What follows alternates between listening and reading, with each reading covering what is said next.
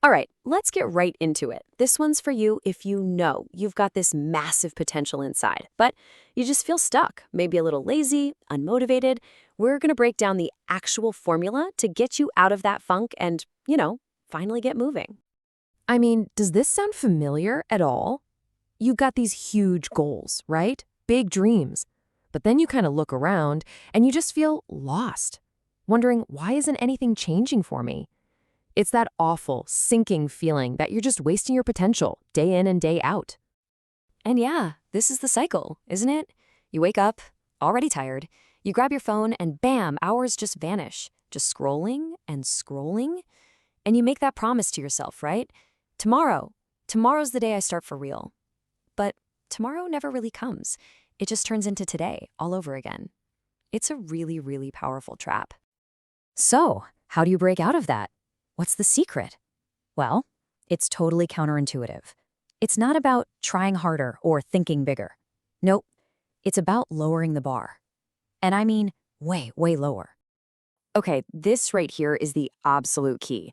You're not failing because you can't do the thing. You're failing because you've set the bar so incredibly high that just the thought of starting is paralyzing.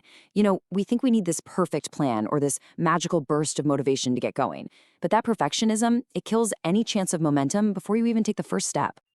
And hey, there's actually a sciencey term for this. It's called the activation barrier.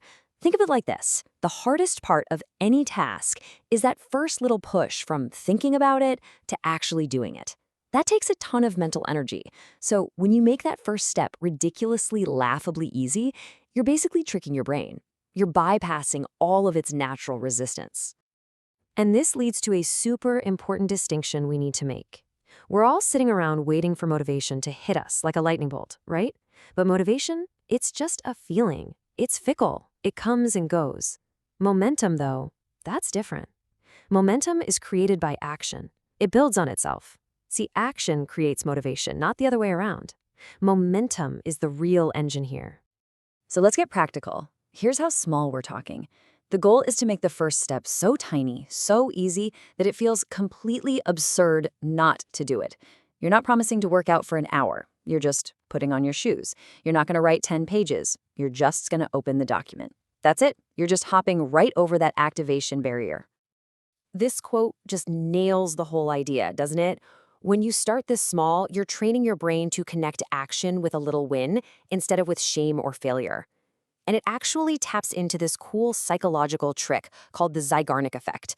Basically, your brain hates leaving things unfinished. So once you start, even a tiny bit, it naturally wants to keep going. All right, so we've lowered the bar. We're getting started. Now, let's talk about how to build on that. How do we actually start rewiring our brains for action using systems that don't just depend on willpower? Because we all know that runs out pretty fast. So we hear a lot about routines, but routines often feel like a chore. They need willpower. Rituals, on the other hand, are way more powerful. They work on association, kind of like muscle memory for your brain. You link a specific cue to a task, and over time it becomes automatic. It changes the voice in your head from that nagging, ugh, I should do this, to a simple, neutral, oh, it's time to do this. The whole idea is to create a trigger in your environment. Eventually, your brain just connects the dots.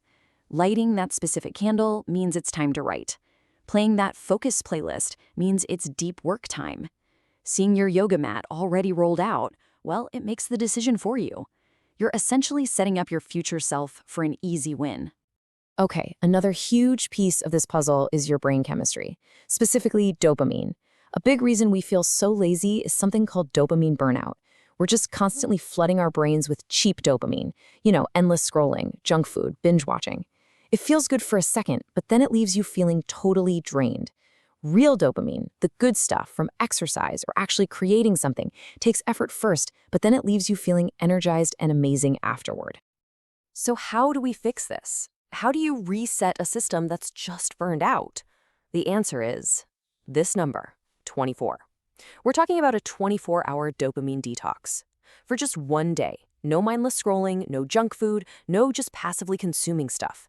You're giving your brain a chance to reset, to get back to its baseline. Now, I need to be really clear about something. If you struggle with focus, listen up. it is probably not your fault. You're not failing. The entire game is rigged against you, and it's time to take back control of your own attention. Just let this quote sink in for a second. Your attention is literally the most valuable thing you own. And there are entire industries, brilliant people working around the clock to capture it and sell it. So no, you're not broken. You're in a battle for your focus. That algorithm on your phone, it has one goal, and it's not your happiness or success. Its only job is to keep you scrolling. And here's the kicker. You cannot win a willpower battle against a supercomputer. You just can't. The only way to win is to create distance. So you add friction. You make the bad habits harder and the good habits easier. Simple things, right? Put your phone in another room when you need to focus. Turn off all those useless notifications. And this last one, this is a game changer. Let yourself be bored, just for a few minutes. Boredom isn't something to avoid. It's the space where your brain finally gets to reset and remember what it's like to actually focus. Okay, so we've reset our brain, we've put some space between us and our distractions. Now for the final part. Let's talk about two super simple but really powerful ways to build momentum that actually lasts. First up is the 5-minute rule. I love this one. It's so simple. You just pick that one thing you're putting off, set a timer for 5 minutes, and start. Here's the most important part. You have to give yourself full permission to stop when that timer dings. But the funny thing is, you almost never do. Because like we've been saying, your brain's biggest enemy isn't doing the work, it's starting the work. The 5-minute rule gets you over that initial hump, and once you're moving, an object in motion stays in motion. It's just easier to keep going. And the last technique is the 3-minute review. At the end of the day, just take 3 minutes. Write down 3 things you did right. They can be tiny. See, our brains are wired with this negativity bias. We always remember the 1 red light, not the 10 green ones. This little exercise forces your brain to see the wins, to notice the progress. And that builds the self-trust you need to show up again tomorrow. So when you put it all together, what are we really talking about here? It's a huge mindset shift. It's about stopping the chase for perfection, because let's be real, you're never going to feel like you've reached it. Instead, you start celebrating something else, just showing up. Celebrate consistency. That's the thing that actually compounds over time and creates real change. So after all that, there's really only one question left. And it's not about tomorrow or even later today. It's about right now. What's one tiny, ridiculously small thing you're going to do right now